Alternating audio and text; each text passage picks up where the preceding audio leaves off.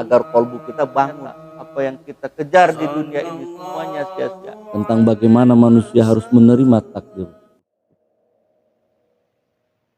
Hasan Al-Basri berkata, wahai anak Adam, mengapa engkau mendengki saudaramu? Jika yang diberikan Allah Ta'ala kepadanya itu merupakan pemuliaan darinya, mengapa engkau mendengki orang yang telah dimuliakan Allah Ta'ala? Ini rata-rata begitu. Oh, jangankan yang kelas-kelas biasa, ini yang kelas-kelas yang sudah bertarikat aja begitu. Guru mursyidnya ngangkat wakil talqin, diprotes sama murid-muridnya, kenapa dia yang diangkat, kenapa nggak si anu. Nah, urusan yang bukan jadi urusannya ditanggapi sama dia. Itu kenapa? Karena punya penyakit hasad. Begitu ada orang lain yang dimuliakan, maka tiba-tiba dia memprotes apa yang didapatkan oleh orang itu. Itu banyak yang berkata, bukan si anu. Dia nggak ngerti makom masing-masing, posisi. Banyak yang begitu. Seorang arif berkata, ada 3 orang yang doanya tidak akan dikabulkan. Yang pertama, orang yang makan makanan yang haram. Makanan haram yang kita makan, doa tertutup. Yang kedua, orang yang banyak menggunjing, doa juga tertutup.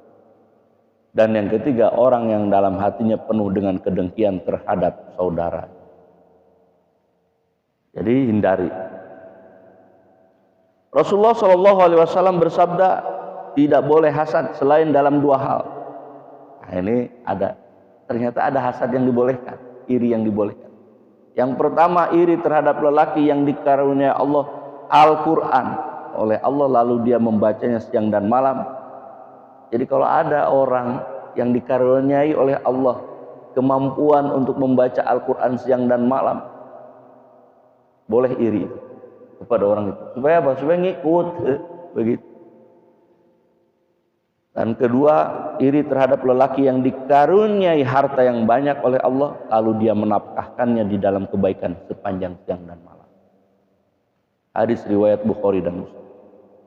Jadi periksa apakah ada sifat hasad dalam jiwa kita. Yang kedua, dendam. Al-hikmah. Dendam adalah menyimpan rasa permusuhan, kebencian, atau memutuskan hubungan persaudaraan. Nah, ini hati-hati. Ternyata kenapa memutuskan hubungan persaudaraan itu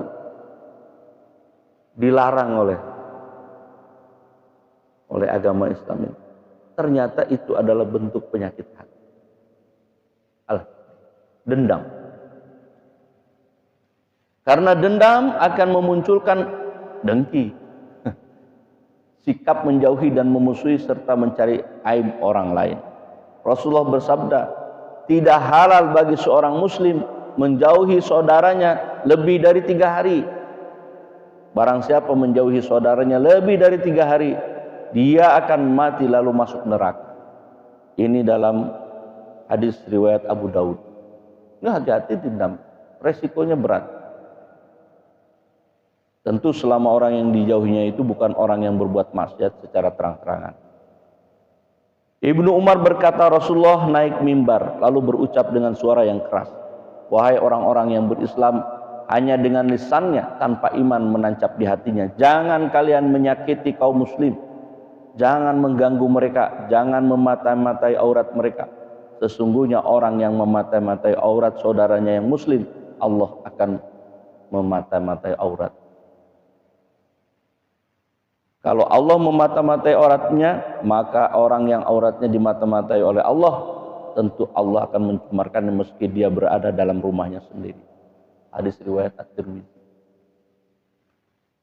Jadi kalau kita dendam sama saudara kita, kemudian kita cari aibnya, hati-hati, Allah akan membuka aib kita nanti.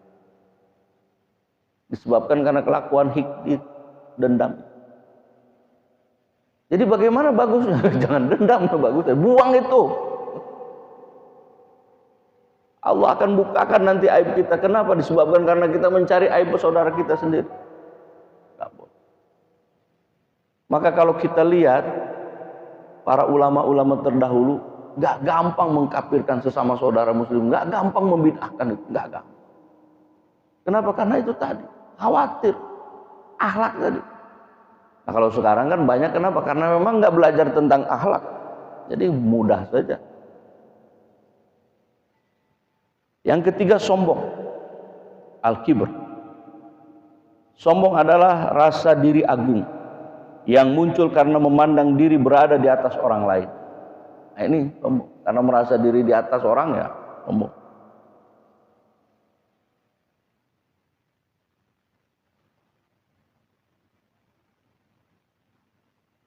Yang berikutnya, bangga diri, ujub. Ujub ini merasa diri agung yang muncul di dalam batin karena menghayal tentang kesempurnaan ilmu atau amal dirinya. Nah, ini ujub. Ujub ini merasa diri lebih sempurna, padahal masih dalam hayalan. Itu ujub. Ujub juga ditafsir dengan makna pengagungan nikmat dan merasa nyaman dengannya sambil melupakan penyandaran nikmat itu kepada Allah. Jadi apa saja yang kita miliki kita tidak sandarkan kepada Allah, itulah ujub. Rasulullah bersabda, ada 3 hal yang amat merusak. Pertama adalah kikir yang dipelihara, hawa nafsu yang diikuti, dan ujub, bangga diri. Yang kelima, bakhil. Yang bakhil ini yang di rakaat pertama diceritakan. Al-bukhl atau bakhil adalah enggan memberi kepada yang lain karena takut hartanya berkurang. Kalau ada bakhil yang kita pelihara, maka hidup kita akan susah. Kalau bakhil, Rasulullah bersabda, berhati-hatilah kalian agar jangan sampai bakhil. Sungguh kebahilan telah membinasakan orang-orang sebelum kalian, telah menyebabkan mereka mengalirkan darah, berperang dan membunuh, dan menghalalkan hal-hal yang haram.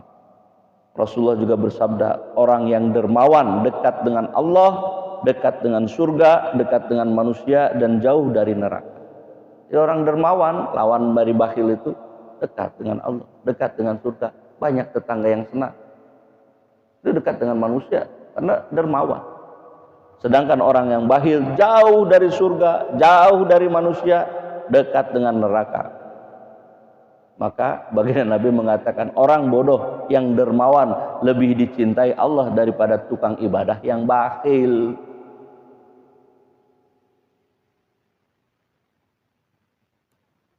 Itu bakhil. Nah, mudah-mudahan ini karena waktu, mudah-mudahan kita bisa membersihkan, mengosongkan diri kita dari sifat-sifat yang tercela itu. Nanti setelah itu baru kita isi dengan sifat-sifat yang baik.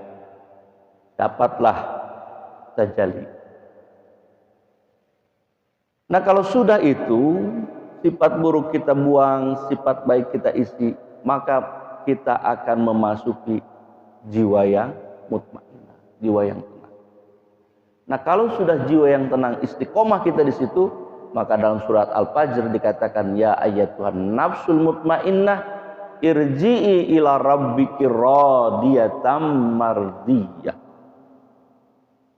Kalau sudah jiwa kita tenang, Allah akan panggil kita, ya ayyatuhan nafsul mutmainnah, wahai jiwa-jiwa yang tenang, irji'i ila rabbiki radiyatan mardiyah.